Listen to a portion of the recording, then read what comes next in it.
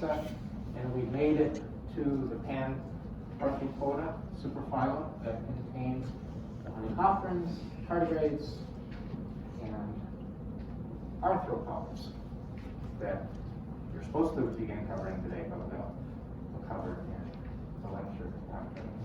Continue talking about onychophorans and the tardigrades. There are, as I mentioned last week, there are some different ideas about how these three groups, these three phyla, are related to each other. This book doesn't go into much about this. I'm not going to go into much about it.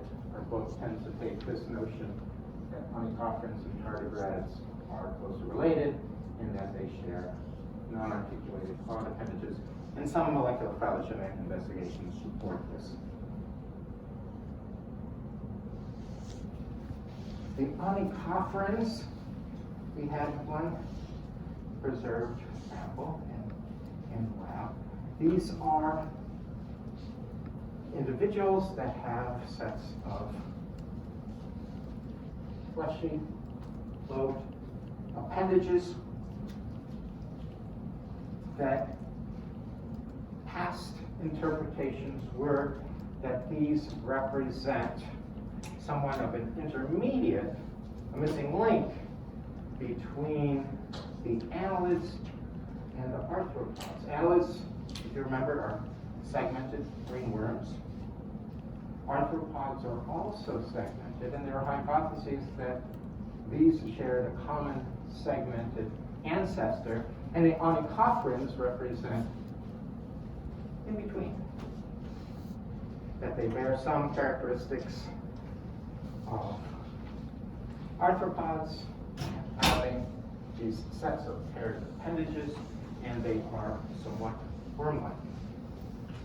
That notion, as we've seen already, annelids apparently are more closely related to ribbonworms than any other animal group. They're quite far away from the clade of ecdysozoans in which the onychophorans reside.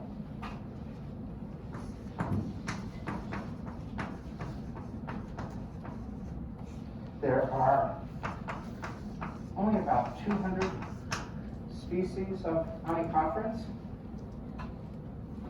They are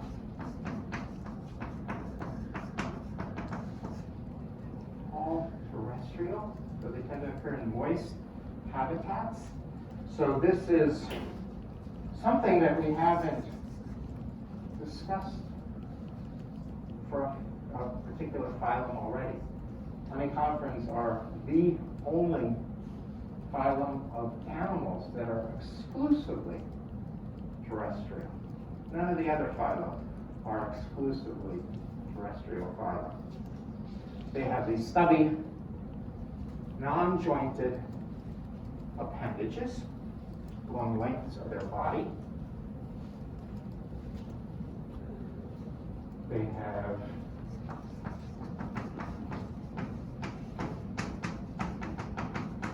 tightness cuticle like dysozoans have as an ecdysozoan. These are molted. Contrary to most other ecdysozoans, though, they tend to be molted in patches. I've seen some geckos that tend to do this when they shed part of their skin. That's similar. I've never seen onychophorans shed, but that's similar, at least, to the notion of how onychophorans shed their cuticle.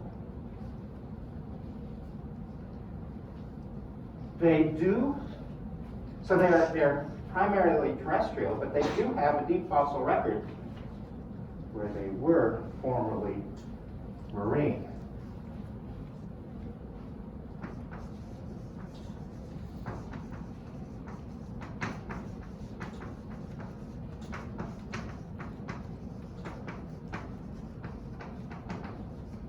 So they made a transition to terrestrial existence, and all the marine forms of aquatic forms have gone extinct. Respiration, gas exchange, is similar to that what we'll see in various arthropods, in which they have a series of pores that lead into small tubules that is part of tracheal system.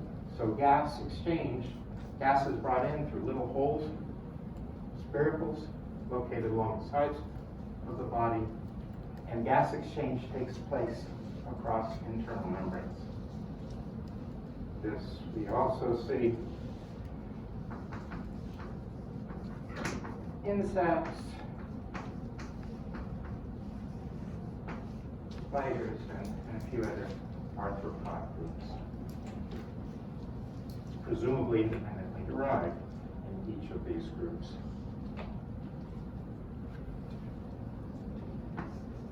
Like their close relatives, the arthropods, they tend to be dioecious, and they have a variety of different means by which they produce their young. It's mostly direct development, but they can either lay eggs or give live birth to offspring.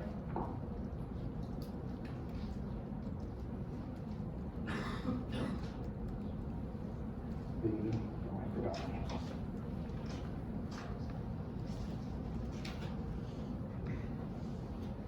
One of these are predatory. This is a predatory group, and they have these appendages that are capable of secreting slime that is used for immobilizing their prey.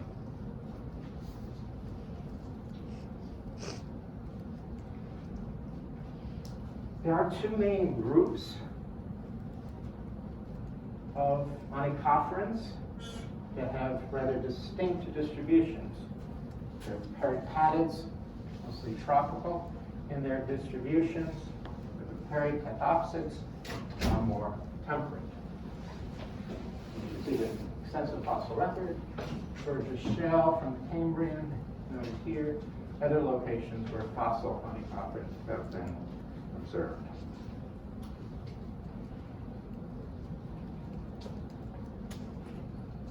The tardigrades, and I think I didn't hear it from the Friday labs, but I heard at least from the Thursday labs that tardigrades were there and alive. Even the moths I brought from my home had tardigrades emerge. When we looked at it on Wednesday, there are a few tardigrades, but they weren't even moving slowly, as the name implies. They were still inanimate. It looked like they were reanimating, but not quite yet mobile. So the tardigrades that you all saw in lab, were they mobile from the moth samples? Did you find a few? Did you find anything else cool in those samples? I thought I saw a rotifer in one, but yeah. I saw, I wasn't sure what was it. It might have been over. It looked like it had like a Oh, cool. Yeah. Chances are, so that's, with many of these organisms, they could enter into states of diapause where they're in resting stages and they kind of reemerge when you have wet conditions. And so there's probably rotifers. My guess is we found either rotifers, tardigrades, which we found, and occasionally nematodes. No nematodes in those samples? Nematodes are pretty characteristic with their little thrashing motion, but we didn't see any nematodes in those samples. Plenty of tardigrades. All right, so tardigrades are another phylum in Arthropoda. Literally means slow walker.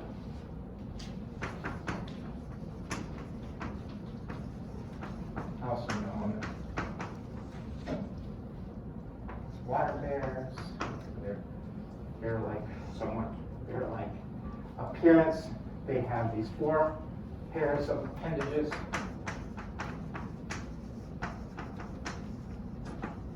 I'm getting really bad with my writing. I apologize.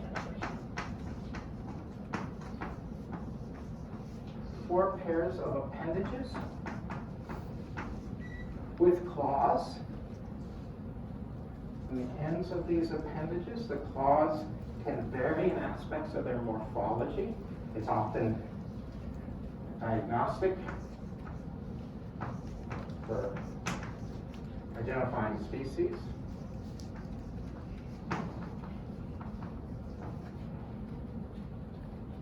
They tend to occur in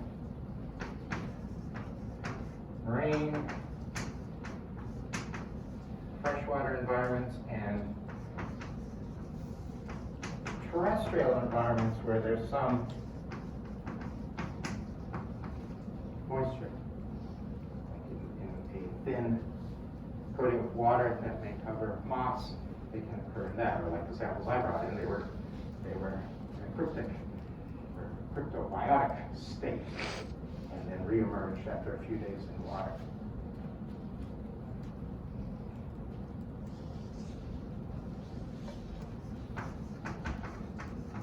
They tend to be dioecious, but some species can engage in parthenogenesis,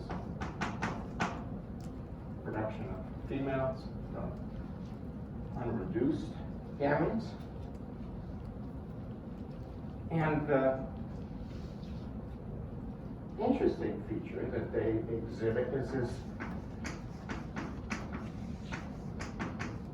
notion of cryptobiosis, which is a state of suspended animation. They are able to reduce their water content and essentially shrivel up and then reemerge from that state at a later point. They're one of the few organisms that have been brought up into the vacuum of space and survived that type of harsh environment in this particular state.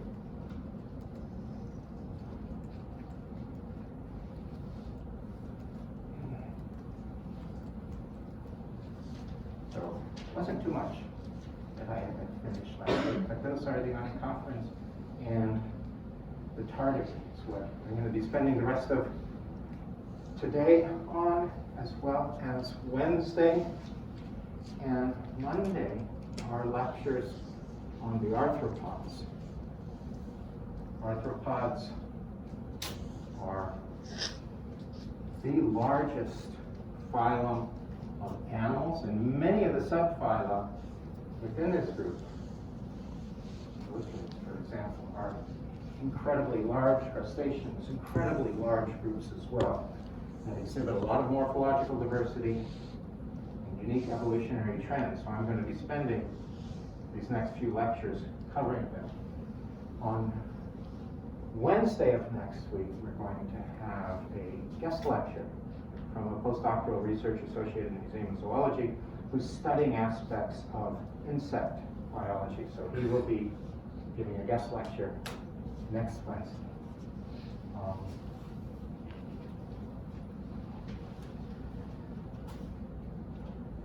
What I plan to cover during the lectures are introducing the phylum and aspects of its morphology and the morphological features that vary amongst the different groups, and the phylogeny. A few different alternative views on phylogeny, but it seems like we've settled into the main one.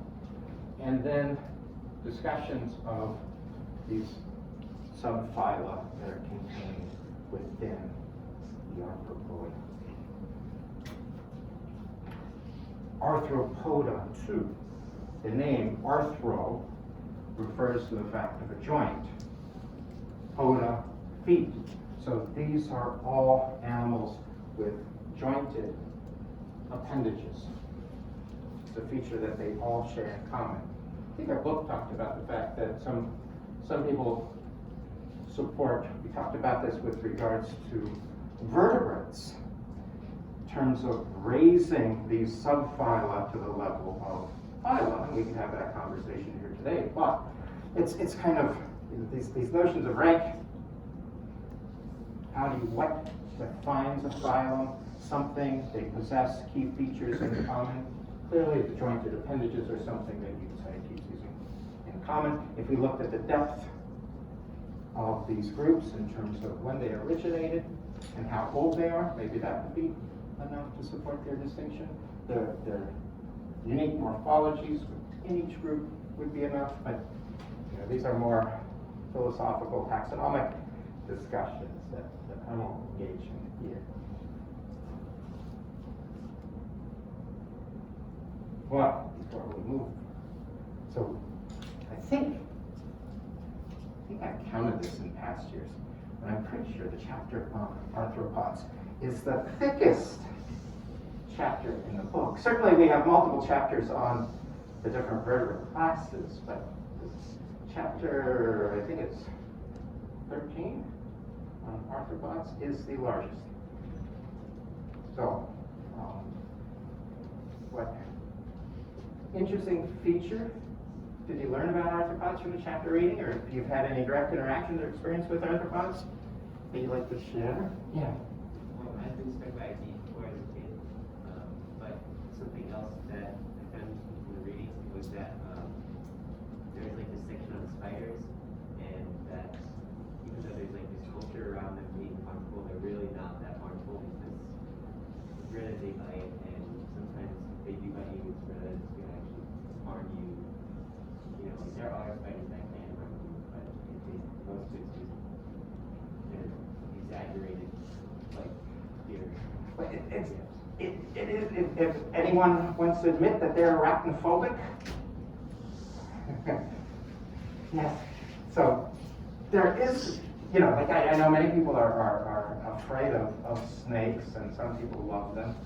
I can take or leave a spider. I don't have arachnophobia, so I guess that's kind of good for me, I guess. But I know that lots of people do, and you know, to say it's an irrational fear because very few of them will actually kill is a possibility. But many of us have this innate fear of things like spiders. And I know, I do not know. One time camping in Texas, I woke up the next morning with a big, giant, swollen lip, and you know, others suspected it was probably because of one of the spiders. It could have been something else. But has anyone ever been bit by a spider? I don't know for sure that I was, but I may have been, and it caused my lip to swell up, so I don't really care for spiders for that sake. Nobody's been bitten by a spider? Interesting. Well, we'll have some in class now. We won't have any in class that you could bite you, but many of their mouth parts are too small for actually injecting venom into us. But there are some dangerous ones, and I know, what was it, a few years back, the library closed down because there was suspicions of venomous spider. I forget if that was ever proven or not, but I remember hearing about that years ago. So there is, you know, the potential danger. That was last year. That was just last year that was. I don't remember. What was it? Did anyone remember the details of that spider? There's a brown recluse. There was a brown recluse? Okay. So those are one that our book talks about that are potentially dangerous. I know where I grew up, we had lots of black widow spiders. I could go out and find them anytime I wanted in our garage. But I don't think we have any. Do we have? Well, we must have brown recluses around here. I don't think black widows are too common around here. Anyways, spiders. So, yeah. Thank you.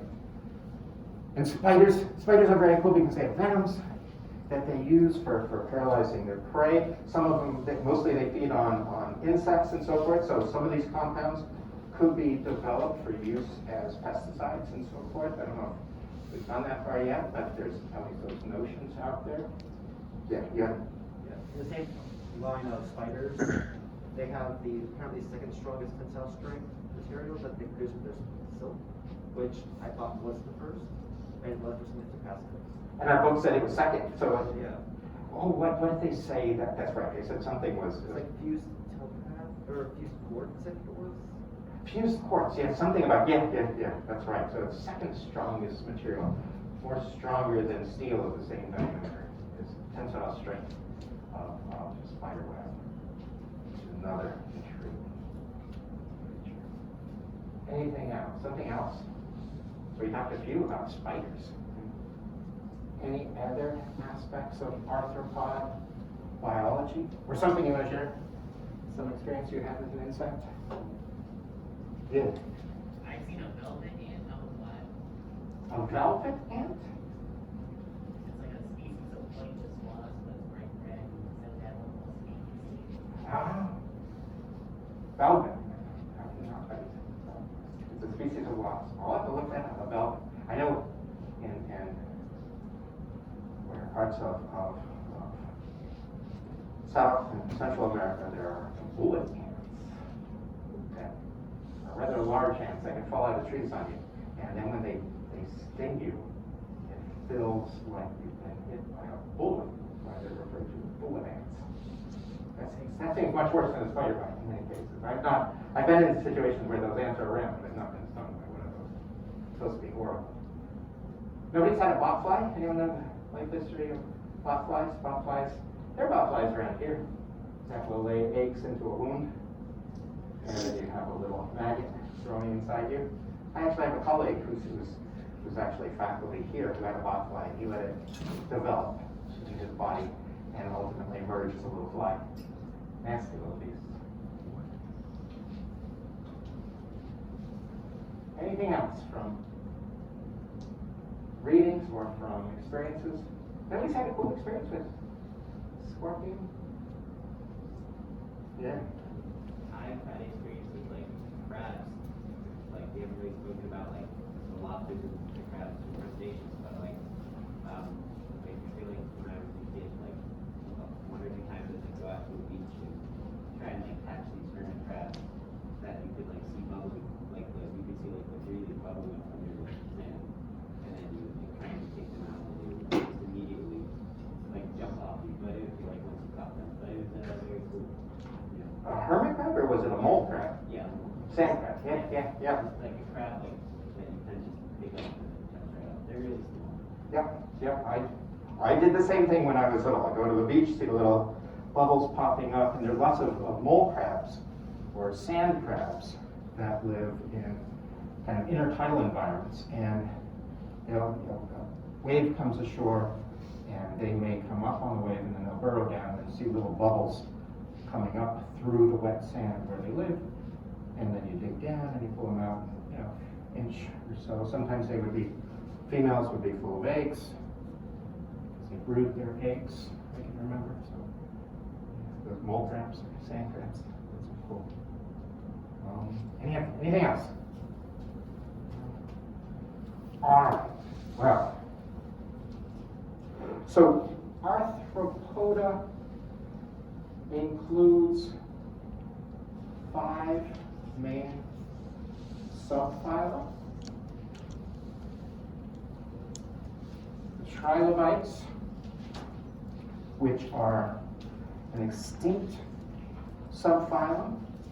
It had its heyday in the beginning of the Paleozoic, beginning of diversification of animals during the Cambrian and Ordovician.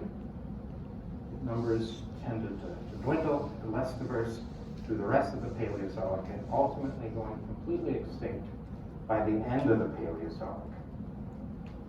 There are lots and lots of different species described from the fossil record of trilobites.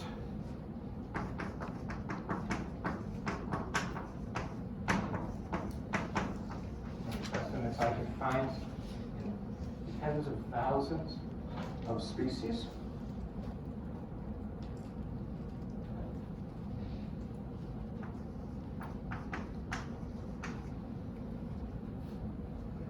Trilobe, 3 lobes for their external appearance.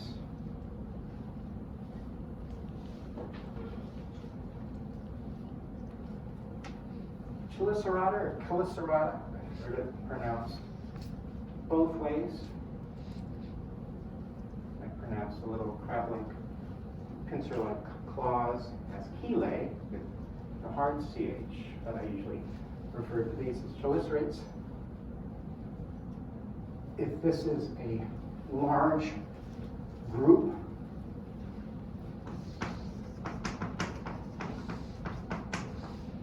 named for their unique mouth parts, which are chelicerae, from which the name is derived. These are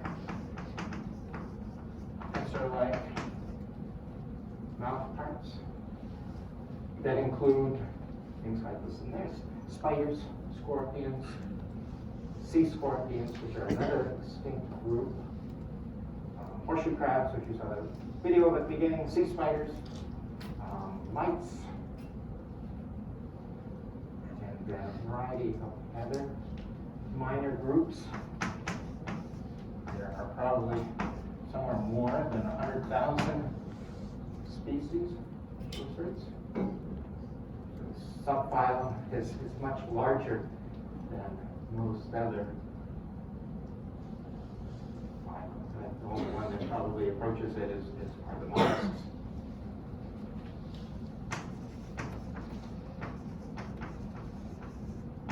Nematodea, which includes centipedes and millipedes and a few other smaller groups.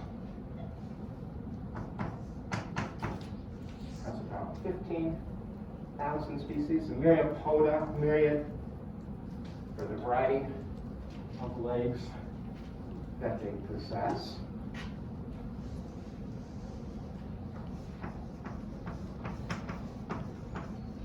Crustacean, I don't think I did this everywhere, but this appears to be a paraphyletic assemblage.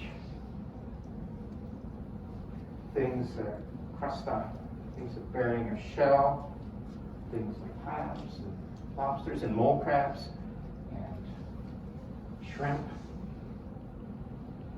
and a variety of others, Cladostreans, Daphnia, crustaceans, barnacles, copepods, crustaceans.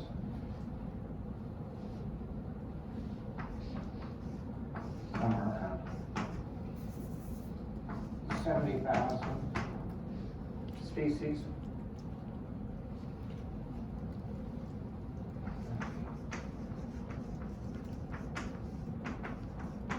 Very close. Terrestrial, parasites, marine. Choice rates include marine, freshwater, terrestrial, as do crustaceans.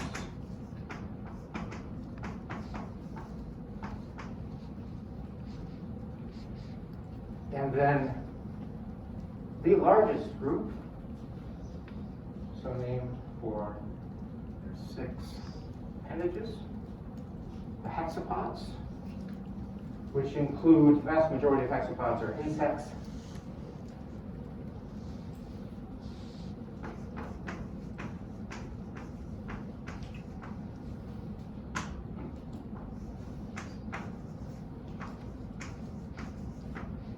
And somewhere around 1 million species of hexapods described, and chances are it's far greater. Insect surveys continue to identify new species. And there's a variety of diversity within here. Some of the larger groups of insects include the beetles,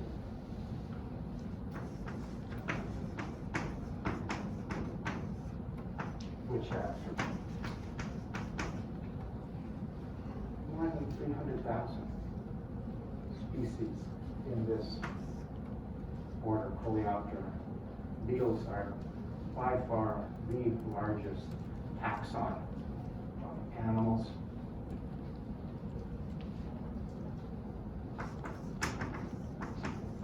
Diptera,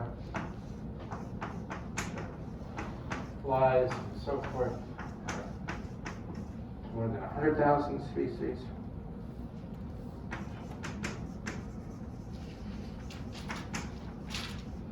Hymenoptera, bees, ants, wasps, more than 100,000 species.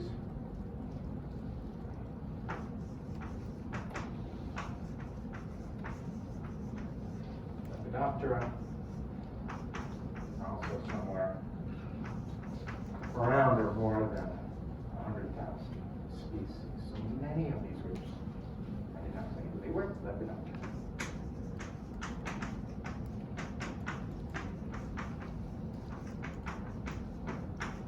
Moths and butterflies. So these are each very large groups. I could go on and on. Hemiptera, bugs, are another group that have close to 100,000 or so species, with various super large groups of insects, which represent very dramatic radiations.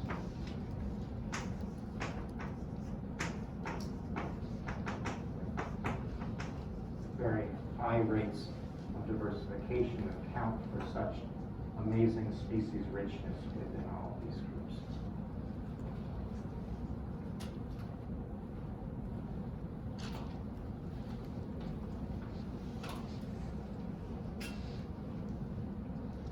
Just to reiterate, insects, thinking about arthropods, vast majority of arthropods, or vast majority of animals, somewhere more than 75%, consist of arthropods. Vast majority of those are the insects. Oh, I wrote it down. It's just so insane to think about it. Our book gives some kind of figure. I forget how many more, 1 billion times, or 100 million, 200 million times as many individuals on Earth as there exist for humans. I think I did that math correctly. But I also saw it reported 10 to the 19th.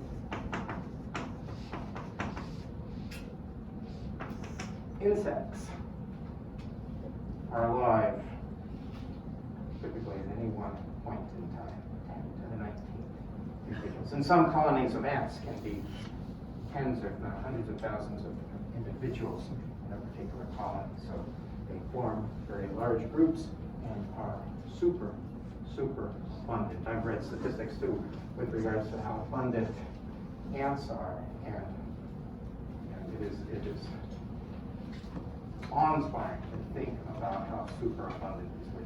And oftentimes, as a biologist now, and somebody aware of animal diversity now, I think if I had chosen a group to study based on their amazing diversity and their amazing lifestyles and their amazing biology, I think I would have chosen ants. Ants are super cool in terms of what they do, in terms of societies, and just their super abundance. They're very remarkable group.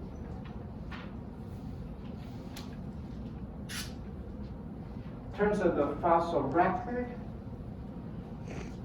this covers some of these arthropod groups. We can see four little trilobites in their heyday back in the Cambrian, Ordovician. Pycnogonids are sea spiders. They have a fairly deep fossil record going back into the Paleozoic, but not much going on there. Other crustacean groups show patterns of diversifications. Malacostracans are soft shell, literally what that refers to, Malacostraca, which are things like decapod crabs and so forth, show amazing rate of diversification. Some of these other groups have fossil records. Cirripedia are barnacles. They have a good fossil record as well. Not all have such preservable material to them. But if we look at fossil records and patterns of diversification of the insects, we see that many of these go back very far as well. First, insects show up in Devonian record, and many of these, like we talked about, some of these already show amazing rates of diversification. Here it shows hemiphorans, bugs showing greater rate of diversity than lepidopterans. Somewhat, there are about, at least my understanding, about 90,000 species of hemiphorans and about 100,000 species of lepidopterans. In terms of the general morphology of the different subphyla, they're made up, the ancestral body plan is made up of a series of segments, each segment bearing a pair of appendages. Very analogous to what we talked about with regards to annelids. Segment, appendages. They could be subsequently modified, but within arthropods, what we have is a functional group of segments that are performing similar functions. These are known as tagmata, or tagma represents one of these functional regions. I think tagma originally is a military term for a group of soldiers who are essentially performing a particular function. So they represent multiple individuals that are coming together to form a single unit. And the breakdown of these units does vary from group to group. And also there's aspects of the terminology that varies. We can think the simplest, and I think this is generally known. Within insects, we have 3 distinct body regions, or tagmata: the head, the thorax, and the abdomen. 3 well-defined body regions that are easily recognizable in most insects. Crustaceans generally, not true for all crustaceans, but they generally have a fusing of segments. The segments are associated with similar functions in the combined head and thorax region. If you're a crustacean biologist, you would refer to this as the head plus the perion. The perion is more or less equivalent to the thorax in other individuals. Other people may refer to this tagma as a cephalothorax, a head, combined head and thorax. And then the abdomen, or what crustacean biologists would refer to as the pleon. Pleon means sail. These are typically swimming appendages associated with the pleon, and the perion typically associated with walking appendages. Myriapods is very simple. They're just 2 distinct tagmata. The head, this is the number of segments, and then the trunk.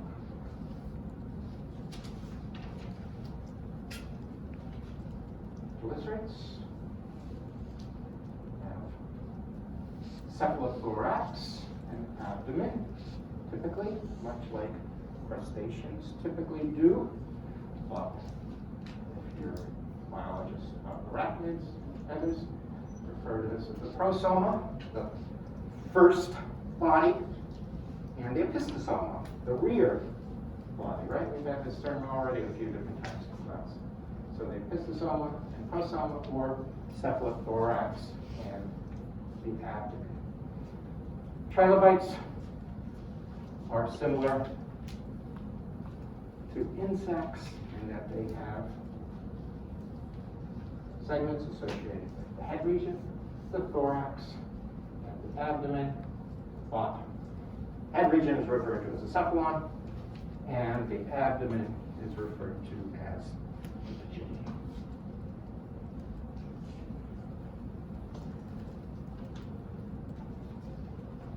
I figure this is a figure from text talking about differences in morphology of the different groups. And as we talked about already, chelicerates are the first pair of appendages associated with the cephalothorax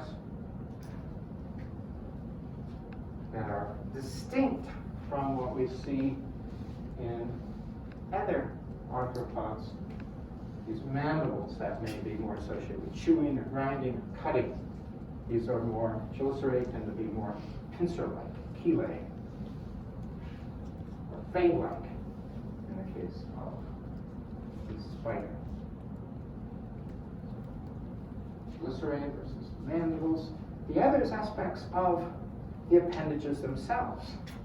And they may be uniramous, single branch, one branch, are biramous, where they have two branches that emerge from the base of the appendage.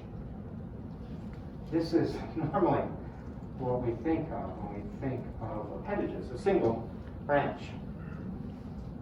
And it tends to be found in most arthropods. The exception are the crustaceans that have a base of an appendage and then two appendages emanating from that base. Not true in all the cases. We see these single walking appendages and feeding appendages on the bottom of this crayfish here. They are modified in many groups to where they are only single, but they do possess often in pennules and this tail appendage. Nematodea has two segments to it. So ancestrally, it's assumed that crustaceans have biramous appendages, and then any modifications we see in extant forms are due to the reduction back to a uniramous condition.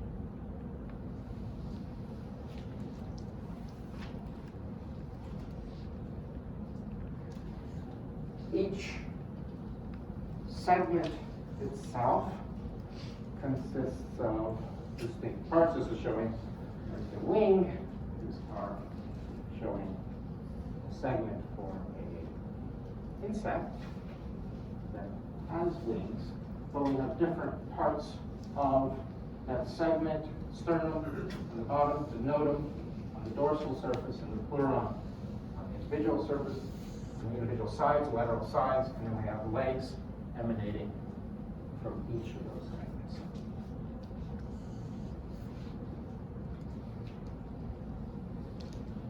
Like we see in other ecdysozoans, they have a cuticle. The cuticle of many arthropods can have waxy substances, like we see in many insects, that aid in waterproofing that. They could be calcified in various cases in terms of the hard exoskeleton that we see in many archaeocrabs. They have a variety of different layers present within the cuticle. Arthropods also have different types of sensory systems. One of the most dramatic is with regards to the eyes. They have very different eye than most other animals possess. They have this compound eye that is formed by sometimes tens of thousands of these individual components known as Nematodea that each bear retinal cells and a lens. And they are then together with other Nematodea forming large compound eyes. These are found in particular groups of arthropods. Many arthropods have simple eyes, but there are many too that have compound. Most myriapods, for example, tend to have simple eyes.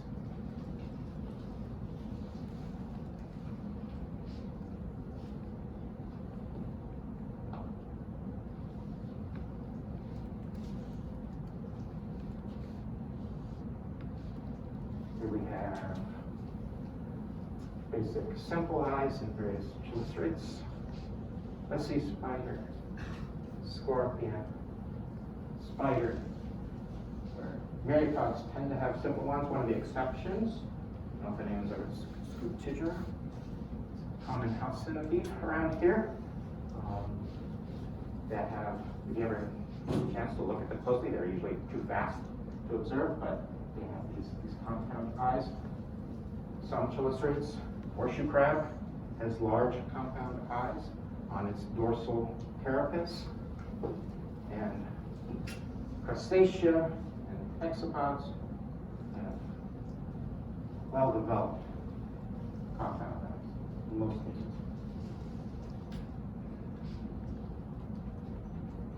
Used this figure before, talking about terrestriality in various groups. Arthropods conquered land multiple times. Myriapods, hexapods, eurypterids are here, they're chelicerae. It says somewhat aquatic market. I'm not sure why they're indicated on this particular figure. I guess the assumption was that they were semi-terrestrial. Scorpions, spiders, and then various groups of crustaceans, all independently colonized land at different times. Some of these groups possess features in common that are either derived from a common ancestor that possessed these traits, or more than likely evolved independently in different groups. Also, if we look at the fossil record too, we could see not just representatives of the different arthropods, crustaceans much more recent in terms of their evolution of terrestrial lifestyle. And there are also various tracks in deposits that predate the appearance of actual fossil specimens that suggest that there were various arthropods that already had colonized land, but they had not yet been fossilized. So these diplotnites are assumed to represent possible fossils of myriapod.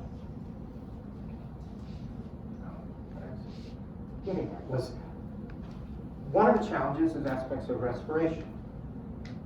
Many aquatic arthropods, crustaceans, have gills that are used for gas exchange, but there have been a few different features that have evolved to permit exchange of gases. One is that we kind of talked about already with regards to onychophorans, this system of sphericals opening up into a tracheal system that is largely lined with cuticle, and then it intercalates with tissues for gas exchange. I think somewhere in a book or dramatic dramatizes this to say, almost any cell is within short distance to these tracheals that are bringing gases into the body of the insects. Tracheal systems, so they're found in onychophorans. They're also found in chelicerates. Some spiders have trachea. Other spiders may have trachea, and a structure that's referred to as a booklong on the ventral surface of the abdomen. This is a female, so near the entrance to the female's reproductive tract, there are openings to internal cavities where there are spaces, and these lamellae, some tissue where gas exchange could occur from air cavities into the tissues, where there's essentially the blood, the hemolymph of the animal flows into these regions. These are referred to as booklongs. So there are tracheal systems and booklongs that various terrestrial arthropods have evolved for purposes of gas exchange.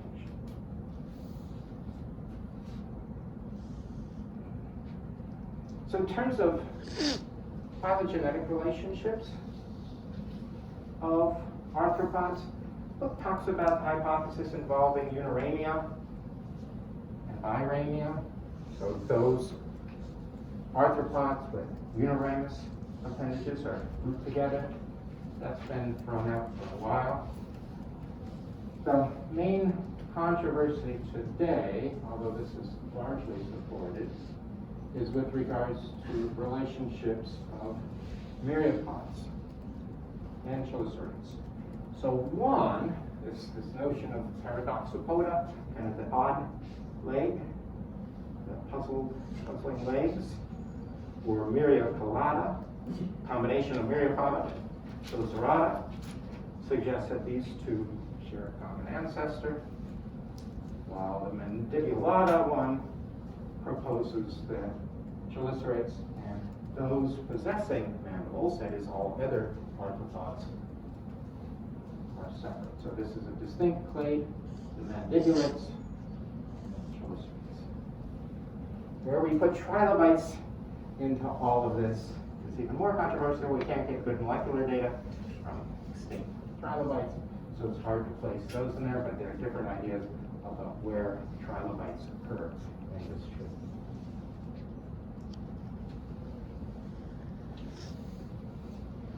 Well, and it hasn't changed too much since then. The hypothesis about the relationships of the different subphyla came out and supported this notion of mandibulata, in which mandibulate taxa share a common ancestor, and chelicerates forming second group. One group, the other group are the mandibulates. And then there was strong support also for hexapods and crustaceans being closely related. So much, in fact, that hexapods are more closely related to some crustaceans, these odd crustaceans and the xenocarids, literally means strange shrimp. And then those are more closely related to hexapods than they are to other crustaceans. So crustacea appears to be a paraphyletic assemblage, so essentially hexapods are just a derived crustacean.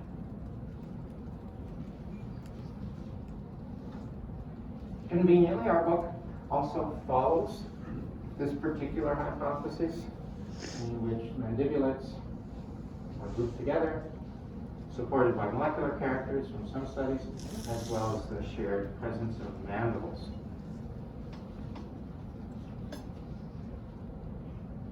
So main differences are with regards to these feeding type appendages. Chelicerae versus mandibles. There are other features that differ among these groups. The insects tend to have, hexapods tend to have a distinct tagmata. As tagmata of myriapods are comprised of the head trunk. Tagmata of chelicerates are the cephalothorax and abdomen that we also tend to see in the crustaceans. Then there are features that are unique. It's presumed that having a single pair of antennae is ancestral for all arthropods, but for those who have arachnophobia, you probably haven't looked closely, but if you think about scorpions, spiders, chelicerates have no antennae. So presumably it was lost, the common ancestor of chelicerates. Alternatively, it would probably be easier to say maybe this evolved also the common ancestor of the mandibles. It would require just one step, and the common ancestor evolved did not possess any antennae. This is the notion that our book uses. So these groups possess antennae. Within crustaceans, they have two pairs of antennae. Typically, this one pair tends to be birams. So the second antennae tend to be biramus in most crustaceans too. There's two branching parts to them.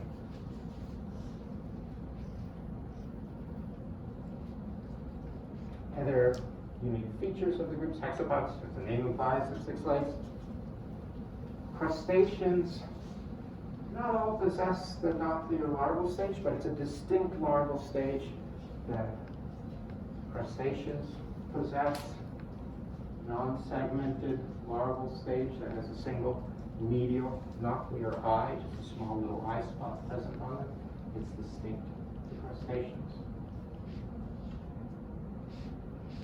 All right, so remainder of today, I'll be able to introduce some aspects of chelicerae biology. We'll work our way through the tree, discussing aspects of the different groups. So first, we're going to focus on chelicerates. They, as you can see in this tree, form 2 main clades. One are the pycnogonids, which are the sea spiders. The others are the arachnids and the meristomates, which includes the horseshoe crabs.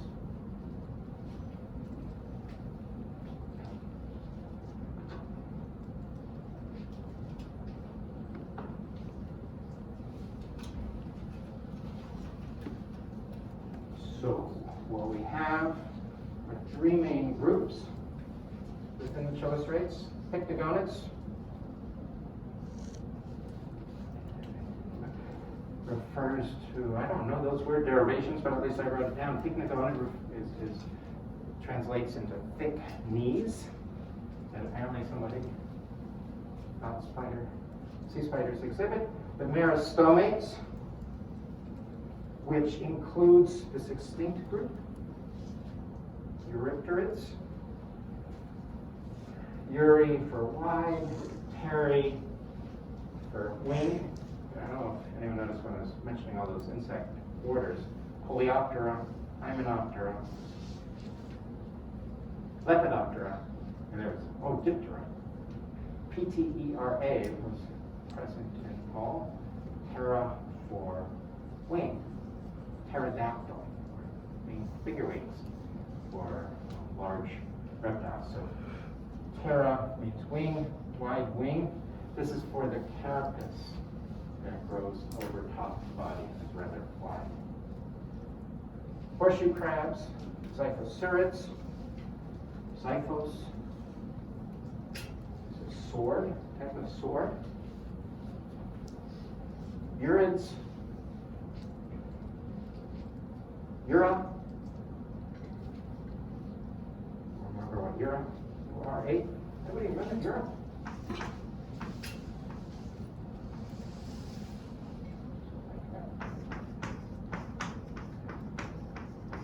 Chordates.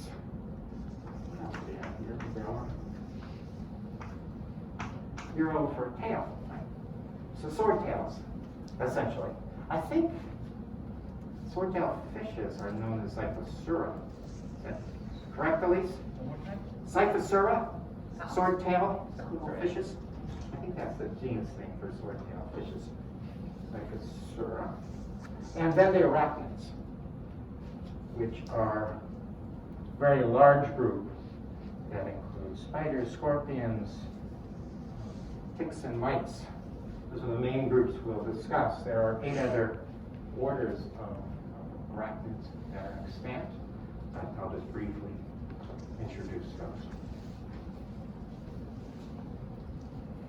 So the pycnogonids are sea spiders. Like we got an octopus in this year. I'd love to get sea spiders in, living sea spiders in 1 year, because they can be rather interesting to observe. They're not very quick-moving beasts, but they're cool little taxa that exhibit a variety of different color patterns and so forth. And sometimes you can find them when you get hydrozoans or rhizomes. Sometimes they're living within those cultures, but I didn't see any in the ones that we received. So sea spiders, pycnogonids, pycnes, they're marine group. They have somewhere around 1,300 species within them. Talked about the taglata of arachnids, of chelicerates having cephalothorax and abdomen. Well, this has a rather large aspect of its cephalothorax, but a relatively small abdomen. The walking appendages emerge. There are 4 sets of walking appendages.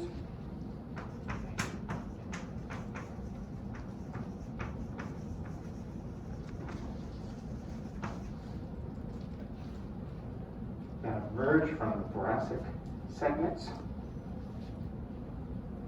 And then there are chelicerae.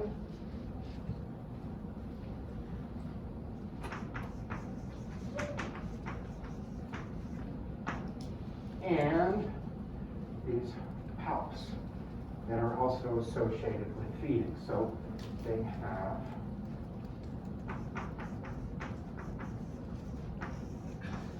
six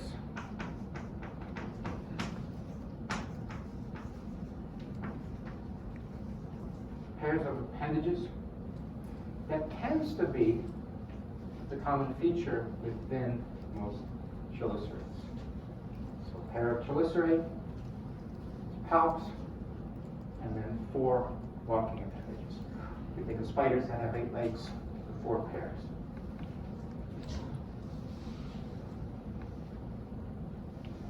Most arthropods, these tend to be dioecious, and within sea spiders, there's sexual dimorphism. The males possess these additional appendages referred to as ovagers.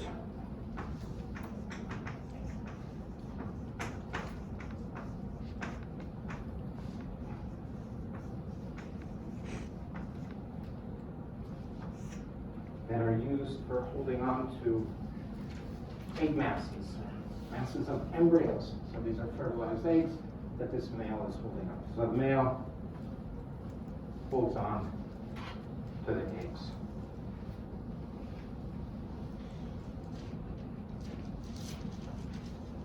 Meristomata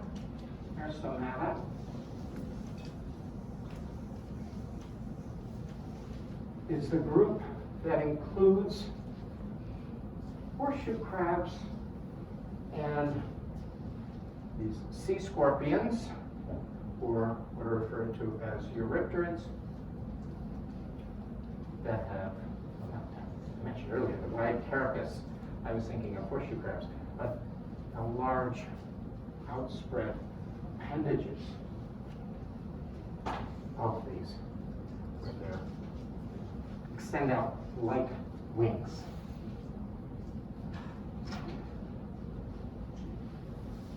Relationships of these groups, not everyone agrees that Meristomata is a good clade.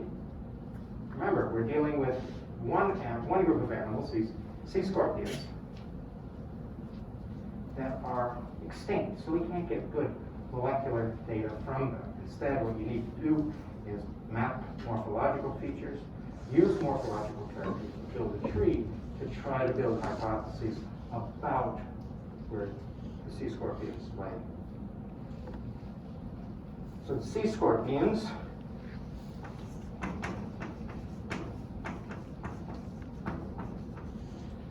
Eurypterida is the name of the subclass. This, like trilobites, had an impressive fossil record in the Paleozoic, which were predatory marine species that were presumed dominant predators of the Paleozoic seas, and showing the evolutionary history of these groups. Some, the scale bar here is for, these things are to scale, well, not literally, but to a scale. This represents 1 meter, so some of these eurypterids got to be a bit more than 6-7 feet or so. So they're very dominant predators of Paleozoic seas. But you see much of their diversification took place during the Ordovician, into the Silurian, into the Devonian. A lot of lineages went extinct. Some survived into the Permian, but none made it into the Mesozoic. So it was a quite diverse group.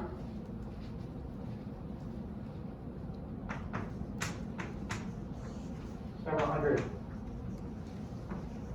species that have been described, and it's an impressive group of organisms.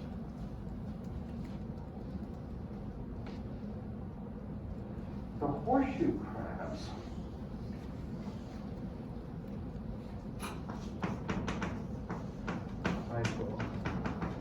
Cerida, again, sword tail. These are horseshoe crabs, and these have a rather large carapace that covers the cephalothorax region, compound eyes, simple eyes present exterior of the carapace. I think our book says 5 species of horseshoe crabs present.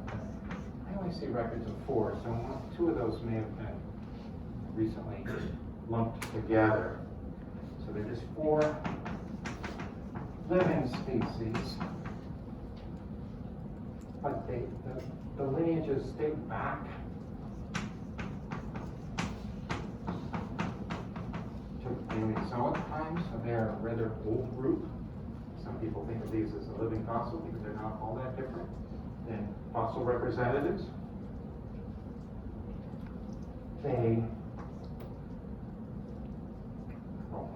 There's Limulus,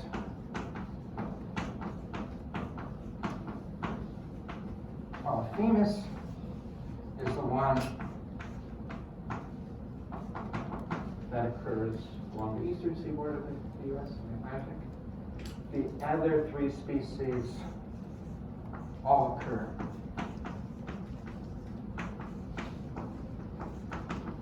in the western Pacific.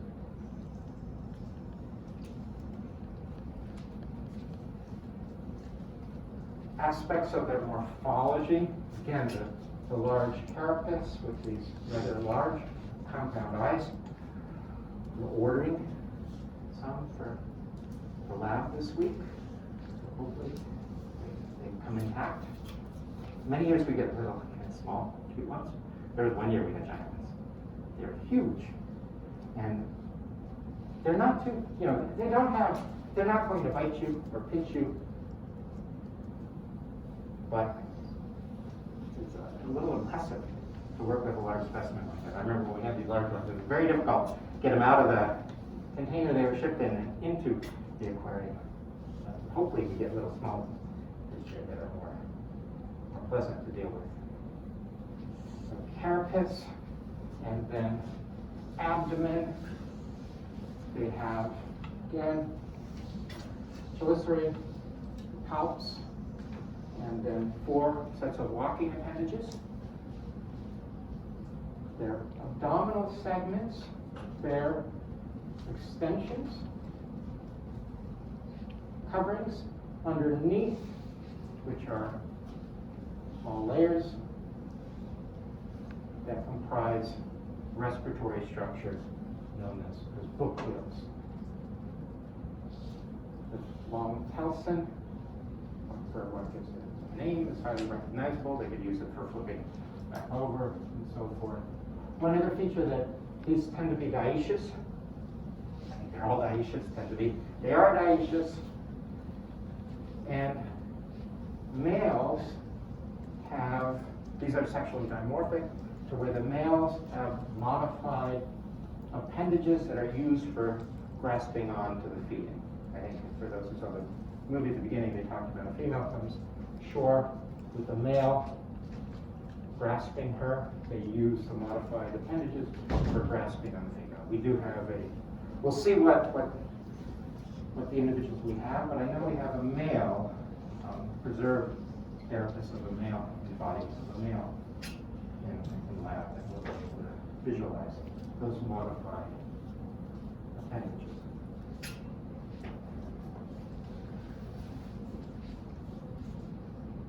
So when they come ashore, spawn their eggs, the females deposit the fertilized eggs into the sand.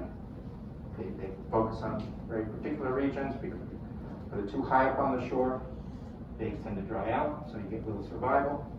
And so they tend to pick areas that are well aerated and get moist, so in the intertidal zone, and they produce tons. In that little video clip at the beginning, it said golf ball. I've never seen this myself, but golf ball sized clusters of eggs that they deposit into their nests. There's a time where lots of migratory birds come through and feed on all those eggs. And one of the cool things about horseshoe crabs is that we milk their blood. I think it was back in the 50s or 60s, it was discovered that if you take, I'm not sure who did this, but how they did this, but if you take the blood of a horseshoe crab, and this includes horseshoe crabs from the Atlantic coast as well as in the Western Pacific, the there are compounds in the blood that react when exposed to gram-negative bacteria. Something in the membrane of the bacteria that they interact with, and it essentially forms a little clot. So if you take blood, they preserve out the blood. The amebocytes, cellular components of the hemolymph. If you take those components and expose it to something that has gram-negative bacteria on it, it will clump. So it's an assay. You can buy a little kit. Amebocyte lysate. So you could take that, and it's used for determining sterility of pharmaceuticals and of various medical equipment that may be interacting with internal parts of humans. So it's an interesting feature of lumulus, and they are exploited for this particular substance.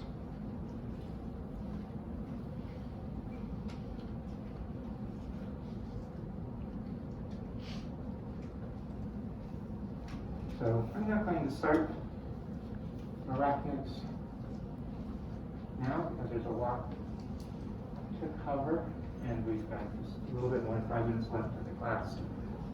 So I'll open this up because I've been lecturing on. Questions about arthropods? Questions about chelicerates? Yeah. What is gram-negative bacteria? What are gram-negative bacteria? As opposed to gram-positive. So, Deanna, do you have an explanation for why you work on microbes? It's a certain group of bacteria, that's all I know. I'm not sure exactly what they are, but I know they're gram-negative, gram-positive. What are all the different types of bacteria? There are tons of different types of bacteria, but this is specific for those. So, I don't know. We have homework, right? Figure out gram-negative bacteria. Certain bacteria, I say. And presumably they're related to toxic bacteria that have bad effects in humans. But I don't know. Deanna, you're not going to contribute? No. Anyone else know much about bacteria diversity? We can have a whole class on that, right? Yeah. I know about the difference between gram-negative and gram-positive. Okay. There's something called a gram stain, and gram-negative bacteria are not stained by it.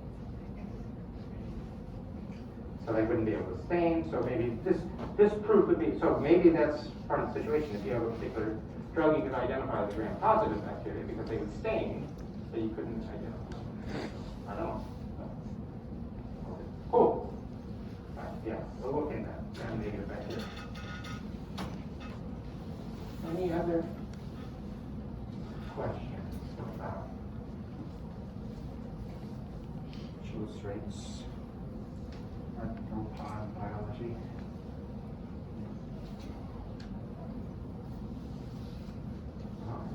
Well, I will see you on Wednesday. Wednesday we will cover arachnids, so for the arachnophobic, I'm not going to show any.